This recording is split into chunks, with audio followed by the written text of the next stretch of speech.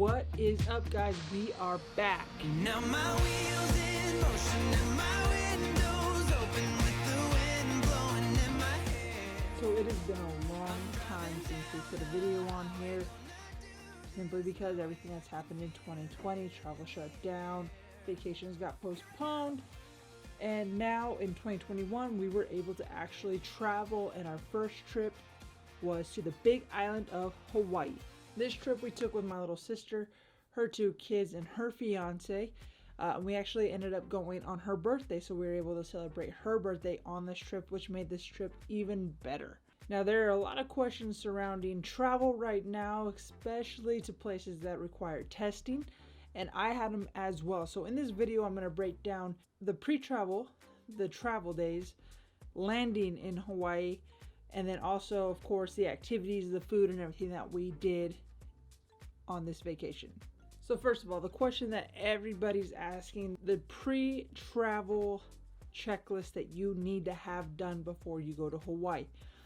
Now, there are a couple of things that you just need to make sure that you are on top of. And now, if you're like me and you like to plan your vacation ahead of time, get everything paid for, get everything laid out, so that all you have to do in the week or 2 leading up to it is just show up, then this time travel is going to be a little bit more stressful, because it sure stressed me out.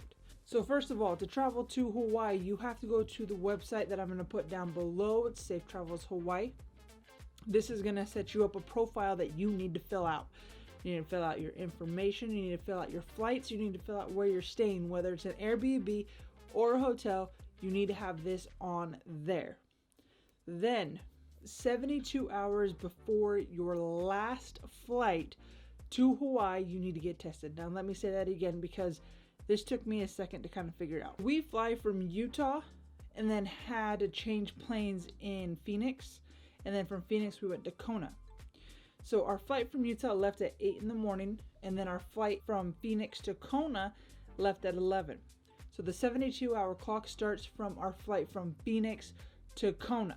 So we had to get our test done after 11 o'clock Phoenix time in order for that to be qualified as the right testing time to go to Hawaii. So make sure you're doing that. If you have a layover anywhere, if you're changing planes anywhere, if you have to land, you're not even changing planes, but you have to land somewhere, you're going to need to get tested based off that very last airport before you head to Hawaii. So make sure you do that. Now, who has to get tested? The people that need to get tested is anybody over the age of 5. Now, where do you get tested to go to Hawaii? On the Safe Travels Hawaii, there is a list of places that Hawaii accepts the test from. You have to get the test done from these places. You can't just choose somebody. You can't just go to any hospital. You can't go to any clinic.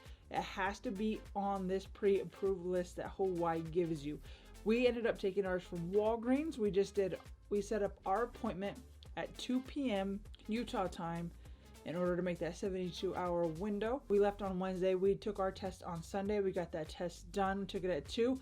We got our results back at 5 p.m. that same day, so we were able to upload everything. Here's a few things to think about when you are getting tested.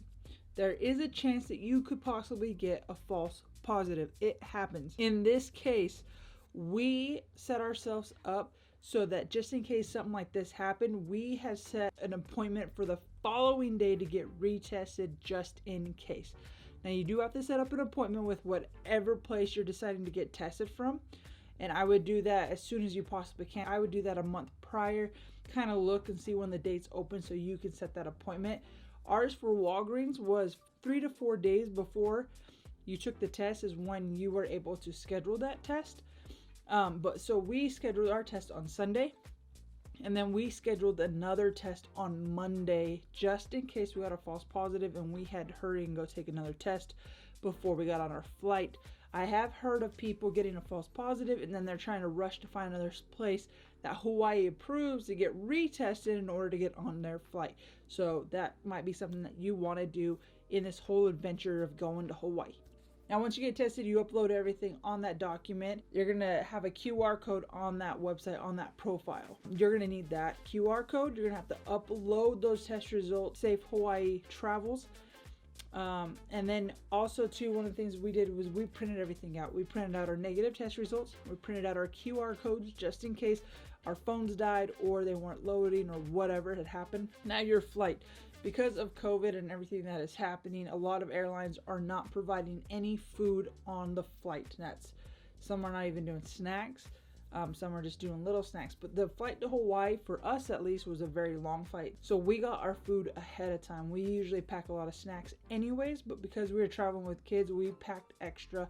We also got our breakfast and our lunch in the airport prior to the flight, so that when we did get hungry, we could just pull out that sandwich and eat it in the airplane, because they were not going to provide that for us. They don't provide food and they don't provide alcohol. So definitely take that into consideration when planning a trip. Whatever island you land in, they are doing testing now. When we landed in Kona, that's where we flew into. When we landed in Kona, we got off the plane, we got in line, we had our QR ready to go. They had some people there, they scan them, they upload your information, and then once you're good in that line, they send you to another line. You again have to do your code. They bring up your information on the iPad, make sure to double check everything. They ask you some questions, and then they move you over to another line to fill out some more paperwork, just basically where you're staying again, who's in your party, and so forth. After that line, they move you to another line and you get retested. Now, who gets tested when you land in Hawaii? Everybody gets tested when you land in Hawaii. Kids of all ages, everybody gets retested again in Hawaii, and those tests take about 2 hours to get back. That's what they let us know. Anyways, to stay within a 30-minute area of the airport, just in case they got a phone call. Now, if you got a phone call, that means either you tested positive for COVID or they needed more information from you. If you didn't get a call, then you were in the clear. So just be aware of that. Now, take that into consideration when you're looking into rental cars. If you have accommodations for that, this line does take a little bit of time. Ours went relatively faster than I thought it was going to be. I thought it was going to be a long line, but it actually wasn't bad. We did fly out on a Wednesday, so that might have been it. But just be aware of that. That's going to be some extra time. You don't get off the plane and immediately go get your bags or anything like that. You get off the plane, you get in lines, and you continue on through that until you are done testing, and then you're able to go get your bags and then move on from there. So that's the whole testing area of Hawaii, of how to get to Hawaii. I know a lot of places now are requiring that. Places out of the country are requiring it to go and to come back. All right, where to stay in Hawaii. So the first couple of nights we stayed in Kona. Everybody, where are we at, Cruz? At Hawaii. In Hawaii? Yeah, in Hawaii. We flew into the Kona airport and we just got an Airbnb in Kona. Kona is beautiful. It's nice. The beaches are mostly lava rock, but they have a lot of restaurants. They have more touristy things, some little shops, little town that you could walk into. They have Costco over there, which is a huge plus. If you're traveling to Hawaii, that's one of the big things that we always do. We stop at Costco, grab some drinks for the beach, some snacks, some morning stuff, and we do that. So they do have that over there in Kona. I do recommend that. Kona's also a great place to just sit back and watch sunsets. That sunset is coming around that side of the island at that time, and they have some bars over there, which I loved. They had On the Rocks, which is a really fun place to go have a drink and watch the sunset or hear the waves coming in. They have a little place down at the bottom of the restaurant that's just sand, so you can sit in your table and just have your feet in the sand, kick back with some drinks, which was really cool. Another place that people like to stay is Hilo. So on the second half of our trip, that's where we stayed, is on the Hilo side. We actually stayed a little bit south of that, which was Pahoa, or the Hawaiian beaches area. We stayed down there. Very low key, very chill. That has a little, they're building some new restaurants and stuff over there, but it was really quiet, really nice. That area, if you're looking for just a real chill, no touristy anything, that's a great place to go as well. One of the places that we kind of checked out just driving through, and I think it's called the Waiakola Village. Waiakola Village. I'll put it down here. I'll put everything down there. That place seemed really nice. It is close to a lot of the nice beaches, the actual beaches, sandy beaches that you can have nice like beach days, family beaches, good spread out beaches. They were really nice over in that area. They also have little shops, some grocery stores, a little bit of restaurants over there as well. So if we went back to the Big Island, I would probably recommend staying in the Village area or in Kona area. I really liked Hilo. Hilo was beautiful, but in all honesty, it would be a day trip for me. It would be something that I would just drive over there during the day or in the morning, go check out, hit up some of the beaches, see some of the sights, and then come back over into the Kona or the Village area. Because that to me is more of what I want out of a vacation, is being able to go grab something to eat real quick, or being on the beach and grabbing some drinks. That's what I like. So I would recommend staying in those areas. If you want a low-key area, the Hilo side, Volcano National Park area down in that spot is really low-key. All right, so some of the beaches that we went to, we chose a lot of family-friendly beaches because, again, I had my two nephews, which are 4 and 1. First beach that we chose that people kept saying was a great beach, one of the best beaches, was Hapuna Beach. This beach was amazing. It was huge, had beautiful sand. It was easy to get into the water. The kids played sand, made sand castles. We did some boogie boarding. You had a lot of space to run around, and it was awesome. It does cost a little bit of money to get into that state park. It had bathrooms, it had showers. I really liked Hapuna Beach. I like that area. Another little beach on that side is also called Spencer Beach Park. Me and Shay went there our last day in Hawaii, and that beach is really low key, has beautiful sand, like super soft sand. It has a little park behind it with some grassy areas if you wanted to sit in the grassy areas. They had some tennis courts. They had some picnic tables. You can actually camp in that area, which I thought was really cool. They had some bathrooms over there as well. But the little beach area was really nice. It had big trees, so it had a lot of shade. You can sit on the branches of the trees. It was really, really cool. I really liked that one. If we could do that again, I would spend more time over there. Another beach that we checked out was Two Step. Now, Two Step is known for their snorkeling. It has a lot of great corals and fish in the lava over there, and it is really beautiful.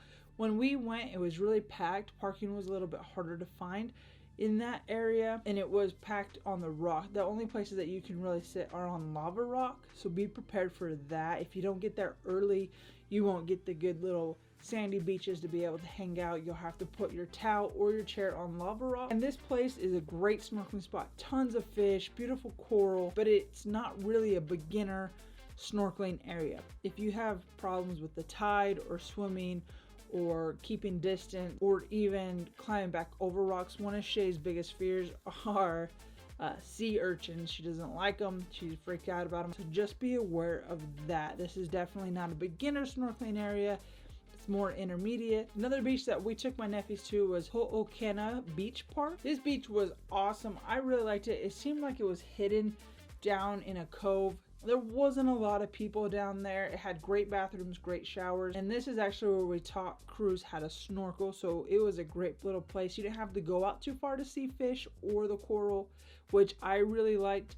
Him being new and the waves and everything like that, I really wouldn't want to go out too far with him, but we were able just to go far enough where he was able to see fish and coral, and I was able to control him with the waves and kind of see where we're at. So I really enjoyed this beach park, and I would definitely go back here. When we showed up, some people told us that in the morning, if you go really early in the morning, there was dolphins. There's a big pod of dolphins that hang out in this bay. Don't get too close to sea life. I know it's really cool to get by turtles. It's really cool to see dolphins. It's really cool to see whales, but you're in their habitat, so don't really intrude too much into their space. Look at a distance, be respectful of the animals. But yeah, if you wanted to see dolphins, they said come early in the morning, around 8 o'clock in the morning, into the bay, and you'd be able to see the dolphins out there playing. So that was pretty cool as well. All right, so over on the Hilo side, the beaches that we went to Richardson Ocean Park. This is a tiny little beach area, but it is really nice. Has tons of palm trees that just kind of overlook this beach, so it's really picturesque. Has a tiny little way that you can get into the water, but the snorkeling here was really nice. It has a nice little beach area that you can just walk in and not have to worry too much. It was pretty much protected by the rocks around, so when the waves came crashing in, they hit those rocks and slowed everything down, so the waves weren't a huge deal, which was awesome. So if you're on the Hilo side, I would definitely check out this beach park. One of the coolest beaches that we went to, and I'm gonna butcher this name because it's huge, it's Onakaha Beach Park. This park was really awesome. It was one that I wanted to take my nephew to because I heard it was a great kid park, kid beach. So this is completely protected by rocks. A bunch of pools surrounded by rocks that have barely any waves, little steps to get in from the rocks to go down. It was like a nature's water park, basically. All right, so some of the activities that we did while we were on the Big Island, we went to this ancient burial ground, which was really cool. Now it does cost $20 per car to get into this, but I like the history aspect of a lot of the places that we go, so this is the place that I wanted to check out. It has ancient burial grounds there. This is where the king used to be. They have big tikis guarding the burial grounds. They have really cool fish ponds, as well as this lava rock that looks out to the ocean. Little tide pools that you can see fish in there. You can see some sea urchins in there, and it was really cool. The only thing is, it is really hot. You're standing on lava rock the whole time out there. But I really like this place. One of the coolest beaches that we went to, and I didn't put this on my beach list because we really didn't swim there, but we went to the Black Sand Beach. Punalu'u Beach is the Black Sand Beach. We went there on the way to Volcano National Park.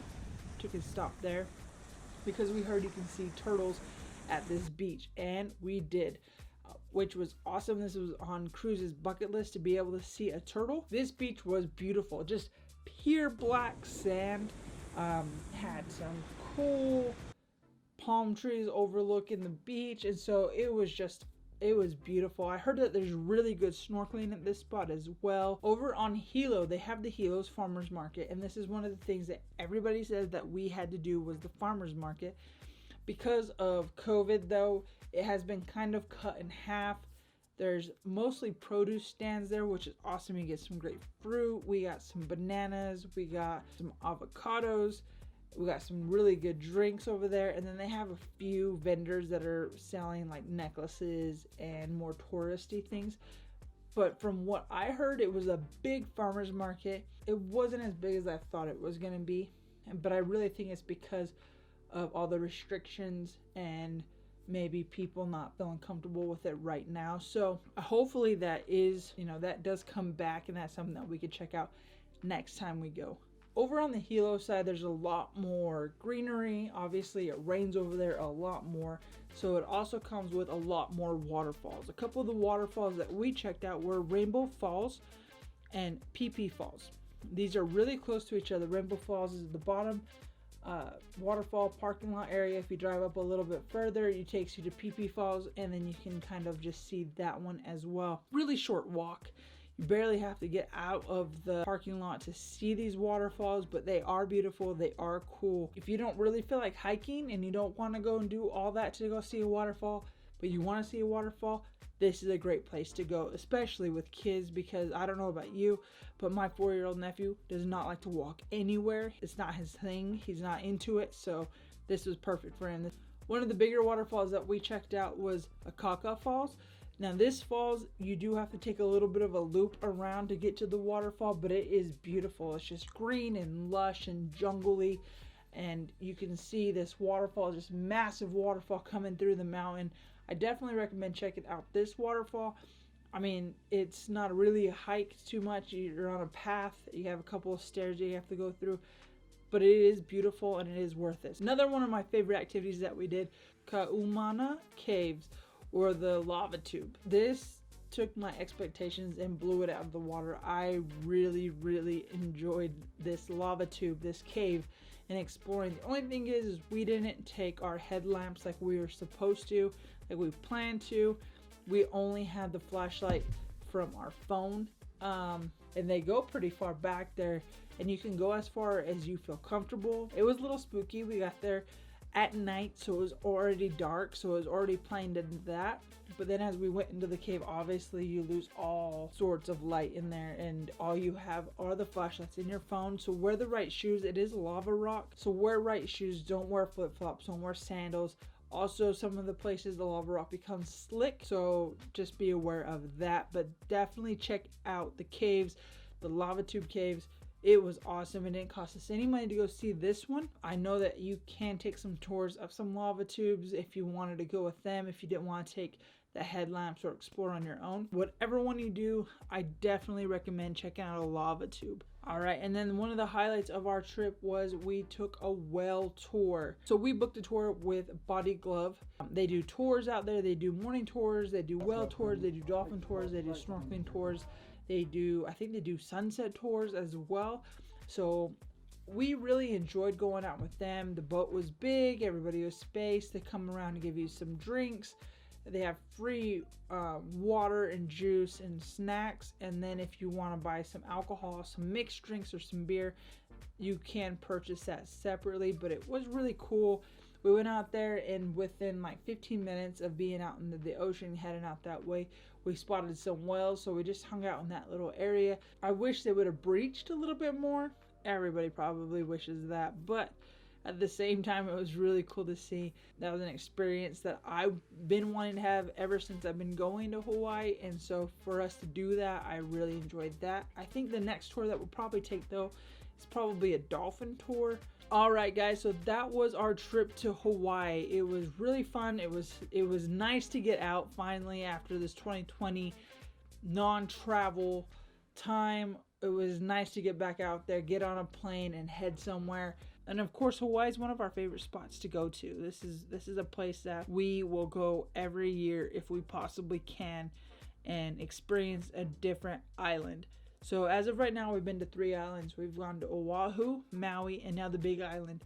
And they're all unique in their own way. They're amazing, and I would head back to any one of them at any time. So if you are planning a trip to Hawaii, you can't go wrong with whatever island you choose to go to. Just remember that right now in this time, to be safe when you're traveling and have fun. Enjoy what you're doing. Don't stress out too much about travel. Don't stress out too much about things. You know, travel's fun. Travel's an experience and memories, and you should enjoy it. So this year coming up in 2021, we do have some trips plan that we are going to that I'm very excited for, and I'm hoping that everything works out, that we're able to go on them. And if we are, then there's gonna be a lot more videos to come with that. We're just excited to be back in the saddle. We're excited to be back with you guys, sharing our adventures with you, and hopefully this helps you with your next travel to Hawaii and anywhere, if that's requiring this kind of testing or to get you excited about going back out there. If you have any questions, leave them down in the comments. We're excited to be back, like I said, and